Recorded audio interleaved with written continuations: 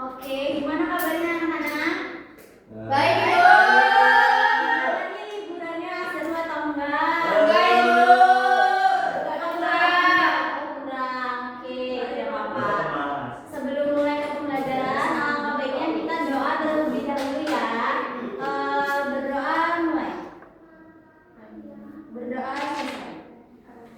Oke, Ibu langsung mulai. Ibu tanya, di sini udah ada yang pernah nulis cerpen belum? Udah, Bu. Udah pernah?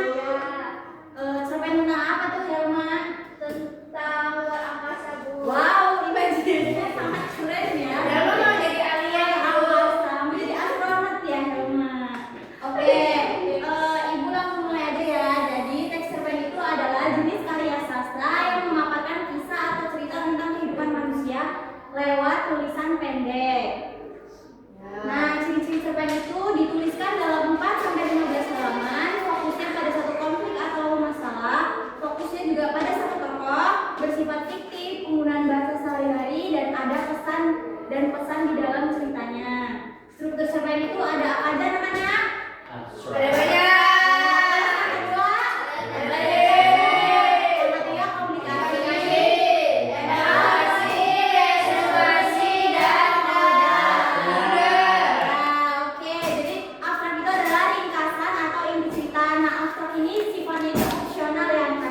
Bisa dimasukkan ke dalam cerita ataupun tidak, tergantung si penulisnya ini ingin memasukkan atau tidak. Terus orientasi itu pengenalan latar cerita atau bagian pendahuluan. Nah, biasanya di orientasi ini dikenali nih sifatnya si Andini yang bagaimana, terus pengalaman Andini apa aja, terus yang dialami Andini yang bagaimana gitu. Terus komplikasi bagian yang muat masalah konflik dalam cerita. Nah, jadi kalau sudah muncul komplikasi, berarti masalah dalam cerita ini sudah mulai muncul atau sudah mulai terlihat gitu ya. Nah, ya semangat sekali ya anak-anak ya. Kayaknya ini sekali mempelajari cerpen ya hari ini. Terus selanjutnya itu evaluasi penyuruhan masalah, yaitu struktur konflik yang terjadi dan mengarah pada klimaks. Yang selanjutnya ada resolusi penyelesaian masalah, yaitu struktur teks yang mengungkapkan solusi yang dialami tokoh. Nah, resolusi ini biasanya penyelesaian masalahnya. Kalau tadi kan evaluasi ini berarti sudah ada ini cara menyelesaikan itu yang bagaimana. Nah, di resolusi ini penyelesaiannya itu yang seperti ini gitu. Terus selanjutnya itu ada koda, pelajaran yang bisa dipetik dari cerita. Nah, koda ini pesan moral dari ceritanya itu apa sih yang bisa dapat dimotivasi oleh pembacanya, seperti itu. Selanjutnya ada jenis-jenis cerpen. Cerpen itu ada 3, yaitu cerpen pendek, jumlah katanya itu sekitar 500 sampai 700 kata, cerpen sedang 700 hingga 1000 kata, cerpen panjang sekitar 1000 kata atau lebih. Selanjutnya ada unsur-unsur cerpen. Unsur cerpen ada berapa, anak-anak? 7. Ada 2 ya. Jadi yang pertama ada unsur istri-istri.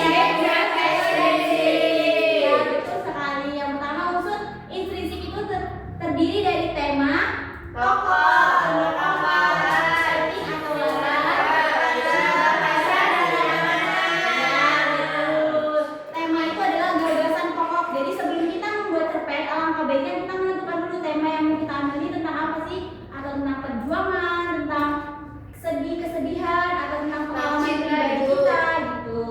Terus tokoh ini adalah manusianya atau si Andi contohnya.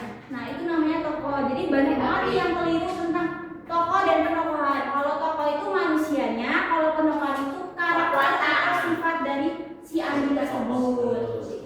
Yang keempat itu ada setting atau latar. Nah, setting atau latar ini biasanya ada peristiwa, waktu, dan suasana. Kalau peristiwa itu dalam ceritanya itu misalkan menceritakan tentang peristiwa tentang kayak kebakaran atau kesedihan gitu ya. Terus kalau waktu itu malam, siang, sore, pukul 1 siang, pukul 12 malam, pukul 10 pagi, seperti itu. Kalau suasananya itu yang gembira atau yang ada yang sedih, ya betul sekali. Atau yang campuran, ada suasana sedih, ada suasana gembiranya gitu. Selanjutnya itu ada sudut pandang. Nah, sudut pandang ini ada 3 ya anak-anak. Sudut pandang itu, sudut pandang orang pertama itu biasanya menggunakan kata aku, saya. Sudut pandang orang kedua itu menggunakan kata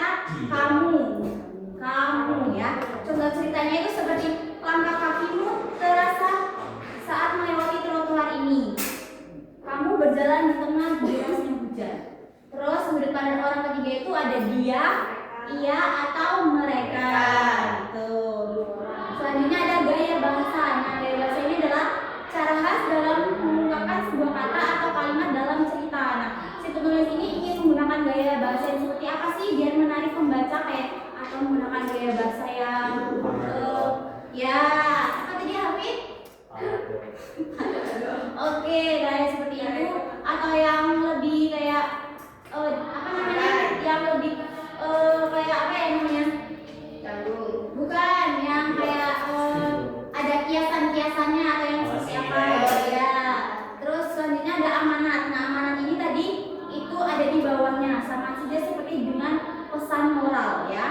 Selanjutnya ada unsur ekstrinsik. Unsur ekstrinsik ini cuma ada dua, yaitu latar belakang masyarakat, faktor-faktor di dalam lingkungan masyarakat penulis. Nah, artinya penulis ini menulis cerita ini berdasarkan dari melihat dari kondisi atau lingkungan dari masyarakatnya. Jadi dia menulis kayak mungkin dia melihat negaranya itu sedang tidak baik-baik saja. Jadi dia ada referensi untuk menulis dari lingkungan masyarakat tersebut.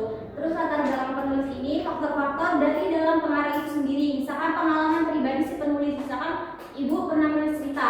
Nah, pengalaman ibu tuh dalam memperjuangkan pendidikan ibu tuh cukup sulit. Nah, ibu ingin karang dalam ada bumbu fiktifnya di dalamnya seperti itu. Selanjutnya ada kaidah kebahasaan cerpen. Ada mengandung kalimat bermakna lampau seperti ketika, beberapa, tahun lalu, telah terjadi dan sebagainya. Menyatakan urutan waktu dengan kondisi kronologis. Ada apa aja itu? Seperti Mula-mula. Nah, Sejak saat itu, kemudian, sebelum, lalu, dan sebagainya. Tepuk tangan dulu. Oke, selanjutnya menggunakan kata kerja verba yang mengandung tindakan seperti melompat, melirik, membaca, serta kata kerja yang berhubungan dengan perasaan seperti berharap, mencintai, atau menginginkan. Selanjutnya menggunakan kalimat tak langsung seperti menanyakan, mengungkapkan, mengatakan bahwa, serta kalimat langsung berupa percakapan antar tokoh dengan tanda kutip. Fungsi cerpen ini ada yang tahu nggak sih apa aja? fungsi rekreatif, saling peran, aktif, bergerak. Rekreatif itu memberikan rasa senang dan gembira atau menghibur untuk si pembaca. Fungsi estetik itu kayak keindahan, berarti kayak dari pembacanya itu untuk mengimajinasikan ceritanya itu kayak lebih, wah aku nih ada di karakter itu, atau saya nih seakan-akan si pembaca itu saya merupakan karakter itu gitu, merasakan sendiri seperti itu. Fungsi moralitas memberikan nilai-nilai moral melalui cerita. Didaktif untuk mengarahkan dan mendidik para pembaca melalui nilai-nilai kebenaran dan kebaikan yang tergandung dalam cerita. Yang selanjutnya fungsi religius untuk dijadikan teladan bagi para pembacanya. Nah, sekarang sudah kenal belum sama cerpen? Benar, sudah kenal dengan cerpen. Oke, kalau gitu ibu mau kalian membaca cerpen yang ibu bagikan nanti, lalu kita jawab bersama-sama 5 pertanyaan yang ada di atas ya. Oke, ini ibu kasih waktu 2 menit aja ya buat bacanya, nggak usah lama-lama. Oke? 1 detik. Ya boleh Pak. 1 detik kalau ibu keluar, langsung selesai. Oke, ini yuk ibu kasih waktu 2 menit untuk membacanya, lalu kita menjawab 5 pertanyaan itu. Udah bu, udah selesai. Sudah? Ujiannya udah bu, Oke, kalau sudah selesai, ibu mau tanya nomor 1, siapakah tokoh utama dalam cerita dari Langkah Kecil Naila? Naila. Betul. Apa tema yang terdapat dalam cerpen tersebut? Perjuangan hidup dan meraih mimpi. Ya, perjuangan hidup atau meraih mimpi dari seorang si Naila ini ya. Terus selanjutnya bagaimana sih alur yang ada dalam cerpen tersebut? Ya, alurnya maju karena di sini menceritakan perjuangan Naila tanpa adanya unsur dari masa lalu atau deja vu dari si Naila itu. Jadi dia hanya fokuskan dengan perjuangannya itu bagaimana sih ke depannya seperti itu.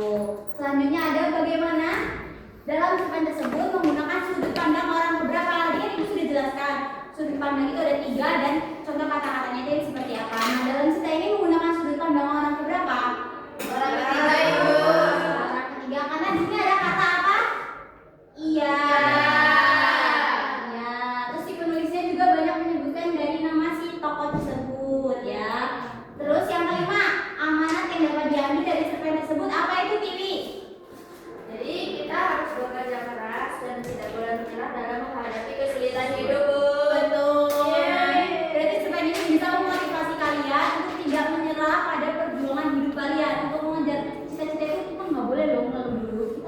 berjuang dulu, gimana sih perjuangannya.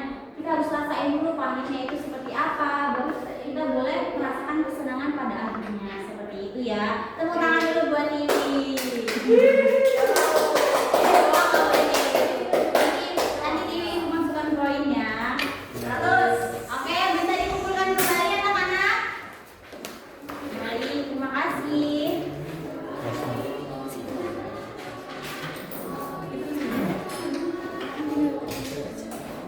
Oke, tadi kan sudah belajar cerpen nih.